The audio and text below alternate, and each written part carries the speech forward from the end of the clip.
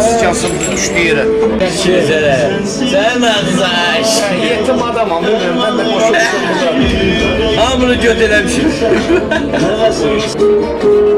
Ben gedirəm namaz kılam. Görün burada tuz tapıram. Salavat çevirirəm. Salat Çingiz salat. Çingiz de bir ara namaz kılırdı.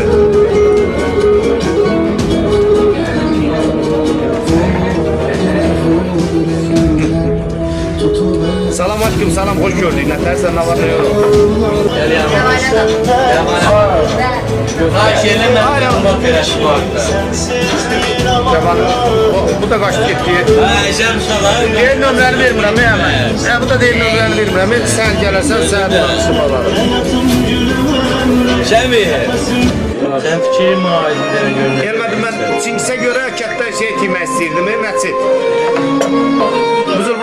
Burada bir danadaş uşağı var. Şeyə büküblər, qırmızı. Özü rəhbət əbsənə. Danadaş uşağına oxşuyur.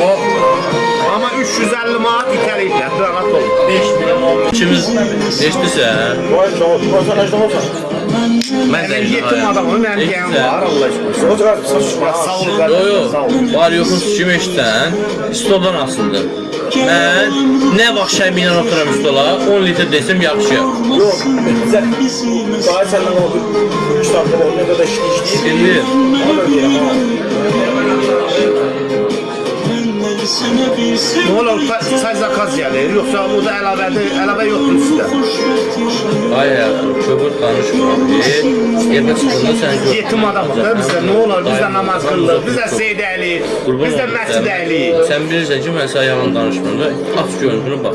İndicə də burada salavat eləyib, namaz qılacam. Sənə qurban olma. İndi arada otura bilmərəm mən yoldaşlarımla. Demək qısqılsan, mənim üstümdə düz yoxdur. Sən bax qeyd xəstəxanə. Şama gedən Hüseyin var. Füzuli. Şama gedən Hüseyin var. Mən gedəyim. Şəmi.